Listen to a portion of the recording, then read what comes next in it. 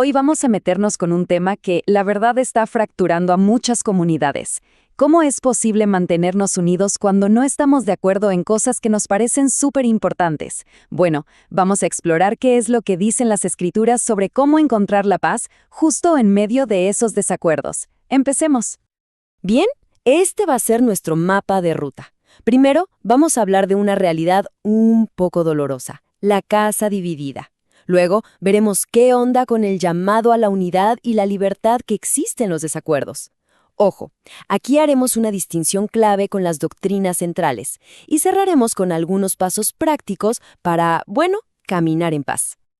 Vamos a empezar por aquí, con una realidad que duele. Cómo las diferencias de opinión sobre temas públicos nos están dejando unas fracturas bien profundas. Y esto no es algo teórico, ¿eh? Para nada. Está pasando de verdad. Familias, amistades, congregaciones enteras se están partiendo. El dolor es muy real. Surgen acusaciones, juicios, todo por pensar diferente.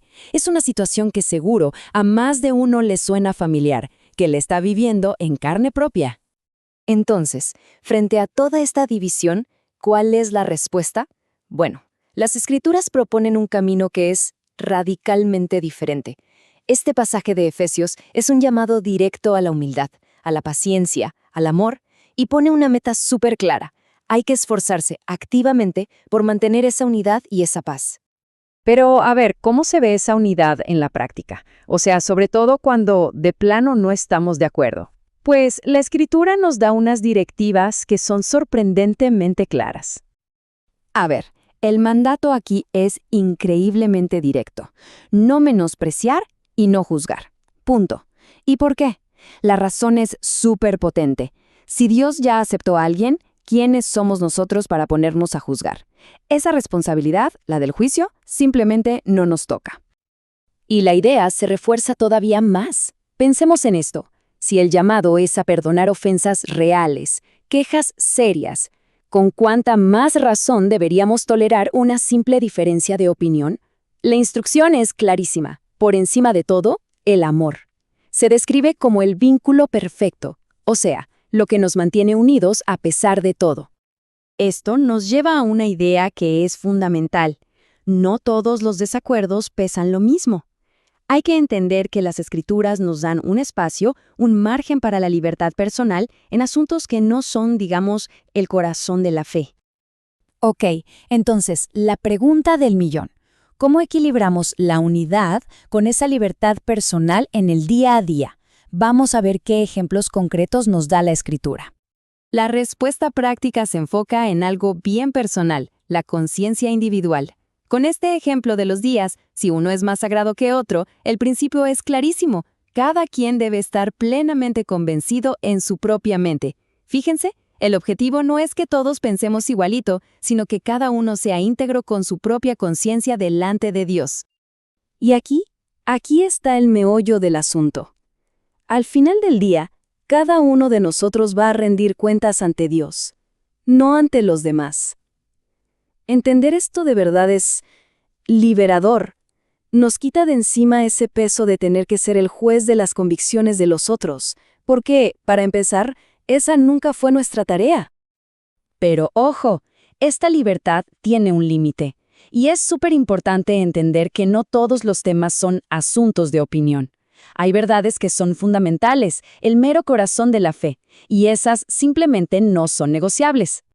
La diferencia es bastante clara. A ver, por un lado tenemos los asuntos de opinión, cosas como la dieta, qué días celebrar, temas que no están definidos explícitamente y que piden respeto mutuo. Y por otro lado están las doctrinas centrales, verdades como la naturaleza de Dios, la salvación, que son el fundamento de todo, y ahí sí se exige unidad y defensa. Estamos hablando de los pilares, de los cimientos de la fe. La naturaleza de Dios, que la Escritura es la máxima autoridad, el camino de la salvación, los bautismos, la vida eterna. Estos no son temas de preferencia personal, son el terreno común sobre el que todos estamos parados, y es aquí donde se nos llama a una unidad doctrinal firme. Este versículo nos muestra cómo la postura cambia, pero drásticamente.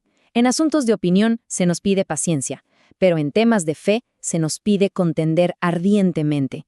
El contraste es enorme y subraya por qué es tan, pero tan crucial tener el discernimiento para saber distinguir una cosa de la otra. Muy bien, sabiendo todo esto, la pregunta es, ¿cómo lo llevamos a la práctica? Veamos ahora algunos pasos bien concretos para navegar estos desacuerdos y de verdad poder caminar en paz. El camino práctico lo podemos resumir en 3 acciones clave. Primero, escuchar.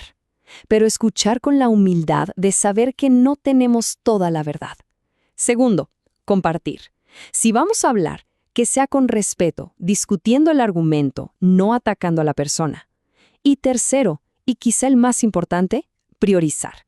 Recordar siempre que el objetivo final no es ganar la discusión, sino mantener ese vínculo de amor y de paz. Este proverbio es de esos que nos obligan a mirarnos al espejo, ¿no? Es súper fácil estar convencido de que nuestro camino es el correcto, pero hay que recordar que nuestras percepciones no son infalibles. Solo Dios conoce de verdad el corazón, y esa sola idea debería mantenernos bien humildes. A ver, llevémoslo a un tema reciente que dividió aguas, como la vacunación. Esa es una decisión que cae justo en el campo de la conciencia personal. No importa cuál fue la elección de cada quien, el punto de unión debería ser el mismo. La confianza no está puesta ni en la vacuna ni en no vacunarse, sino en la soberanía de Dios, quien al final tiene la última palabra sobre la vida. Y cerramos con este mandato, que es corto pero pesa muchísimo. Seguid la paz con todos. Fíjense que no es una sugerencia, es un llamado a la acción. En un mundo que a cada rato nos empuja a dividirnos, el verdadero desafío es ser constructores de puentes, sobre todo dentro de nuestras propias comunidades. Así que la pregunta final no es solo si estamos de acuerdo o no, sino, ¿estamos realmente dispuestos a hacer el trabajo, a veces difícil, de amar a quienes no lo están?